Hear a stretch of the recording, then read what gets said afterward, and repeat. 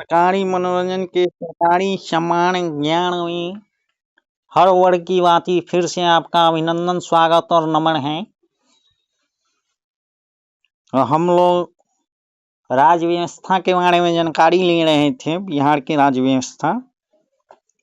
तो अब हम लोग आ जाएंगे, आज का जो विषय वस्तु है वह ग्रामीण प्रशासन और पंचायती राज व्यवस्था से संबंधित है। तो इसको हम लोग देख लेते हैं। तो बिहार में ग्रामीण प्रशासन का जो प्रमाण है वह प्राचीन काल से ही मिलता है।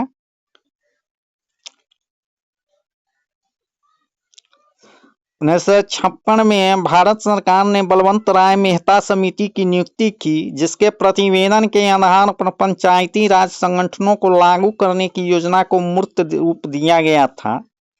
भारतीय संविधान की धारा 40 में कहा गया है कि प्रत्येक राज्य का कर्तव्य है कि वह ग्राम पंचायतों का गठन करे। तो इस प्रकार बिहार सरकार ने सर्वप्रथम बिहार पंचायत समिति तथा जिला परिषद अधिनियम 1961 पारित किया, जो 1962 को 17 फरवरी को कानून का रूप ग्रहण कर लिया। इस अधिनियम के द्वारा ग्रामीण क्षेत्रों की स्थानीय संस्थाओं के लिए 3 इकाइयों ग्राम पंचायत, पंचायत समिति और जिला परिषद का निर्माण किया गया। तो इसमें सबसे प्रथम हम पहले देखते हैं ग्राम पंचायत की जानकारियां। बिहार में ग्राम पंचायत प्रशासन की सबसे छोटी किंतु सबसे महत्वपूर्ण इकाई होती है। प्रथम पंचवर्षीय योजना में ग्राम विकास को एक स्वतंत्र क्षेत्र घोषित कर दिया गया तथा ग्राम विकास विभाग को बिहार पंचायती राज योजना के कार्यान्वयन की जिम्मेवारी सौंपी गई।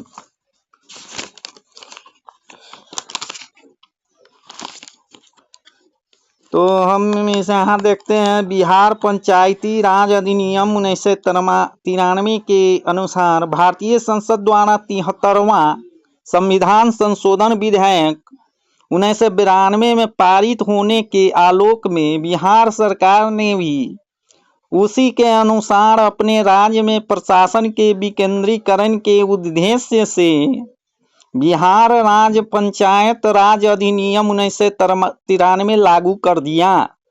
इस अधिनियम के अनुसार राज्य में 3 स्तरीय पंचायती राज व्यवस्था की गई। मूल रूप से यह विधेयक बिहार में 1947 और 1961 के पंचायती राज विधेयक को निरस्त करके उसके स्थान पर लागू किया गया है।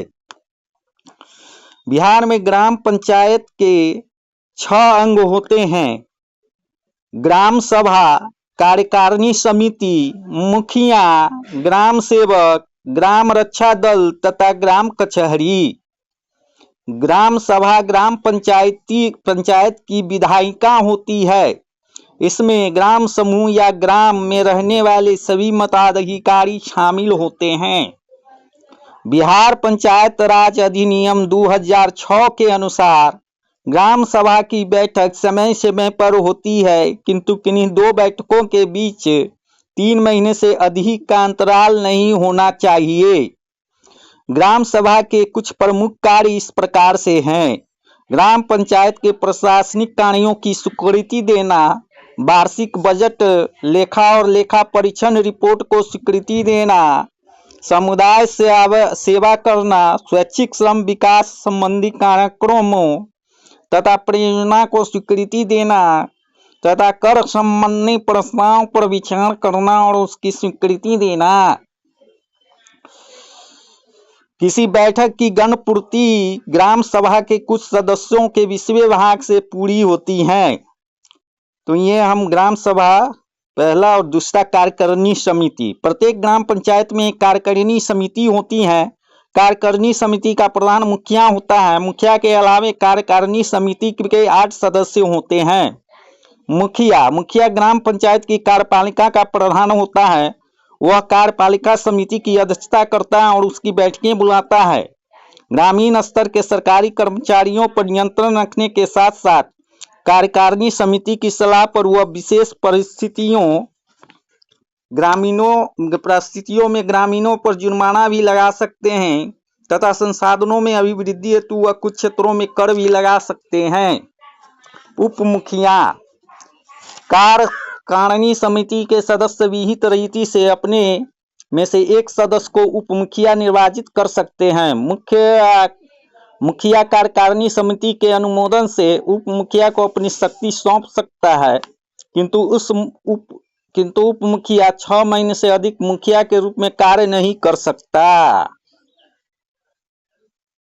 तो ये थे कुछ ग्राम पंचायत के अंग से संबंधित जानकारियां।